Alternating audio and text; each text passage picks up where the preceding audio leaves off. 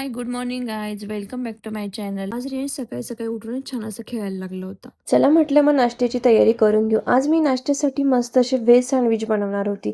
त्यासाठी आधी टोमॅटो, शिमला, गाजर, कांदा, काकडी बारीक चिरून घेतले. हे सँडविच खायला पण टेस्टी लागतं आणि त्यासाठी खूप साऱ्या भाज्या यूज करतो म्हणून ते हेल्दी पण असतं. आणि हे सँडविच ना बाहेर खाण्यापेक्षा कधीतरी खायचे असताना मग ते घरीच केलेले चांगले असतात. त्यासाठी बनवलेली पुदिन्याची चटणी पण खूप पौष्टिक असते. मग मी नंतर ब्रेडवरती सर्व स्टफ करून घेतलं, त्यावर बटर लावलं आणि छान असं कमी गॅसवरती क्रिप्सी होईपर्यंत भाजून घेतले. नंतर नवऱ्याला पण नाश्ता करायला दिला, त्यांना पण हे सँडविच खूप आवडले. मोनालीने खास माझ्यासाठी असं व्हेज सँडविच बनवले फार मेहनत करून. तर बघू आपण टेस्ट कशी लागते. खाऊन बघतो मी एकदा. नक्कीच. हम्म, कसे झाले? छान आहे. छान आहे मस्त, ना? खूप छान आहे. आवडले? मेहनत कामात आली मग तुझी. आवडलं आवडलं.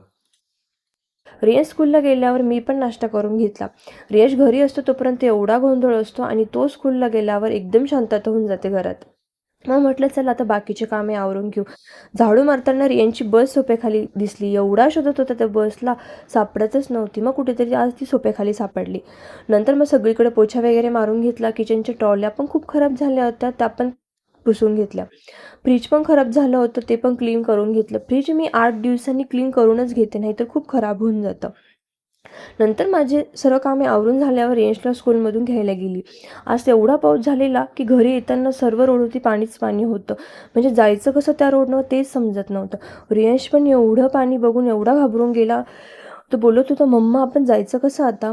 मग त्याला बोलली कडेकडेने चल. मग त्याला हळूच कडेकडेने घेऊन घरी पोहोचली.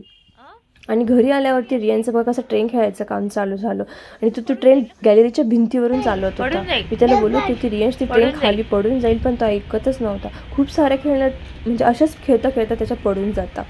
नंतर मग इव्हिनिंगला मस्त असा चहा ठेवला. नंतर हे पण ऑफिसवरून आले होते. त्यांची तब्येत ठीक नव्हती म्हणून त्यांना ड्रॅगन फ्रूट्स कट करून दिले.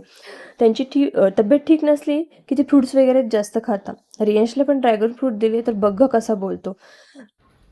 रियांश, काय काय हे? Dragon fruit. ड्रॅगन फ्रूट आहे. छान आहे. असं नाही करायचं, खायचं. छान आहे, मस्त आहे, मस्त. वाव. खाऊन घ्या, छान आहे. तुझे होट लाल लाल होतील त्याच्याने. छान. नंतर माझ्या स्वयंपाकाचा टाईम झाला. आज मी वरण चकुल्याच बनवणार होती. त्यांची तब्येत ठीक नव्हती, मग ते बोलले की जेवणाला लाईट असं काहीतरी बनव. मग मी वरणाला डाळ शिजवून घेतली. नंतर मिरची, लसूण, कढीपत्ता सर्व कट करून घेतलं. वरणाला फोडणी देताना तेल गरम झाल्यावर सर्व टाकून घ्यायचं. जास्त दळून नाही द्यायचं, नाही तर चव कडू होऊन जाते. नंतर शिजलेली डाळ टाकून घ्यायची.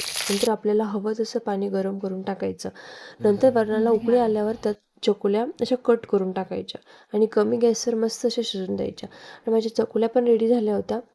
त्यानंतर सर्वांना मी जेवायला दिलं.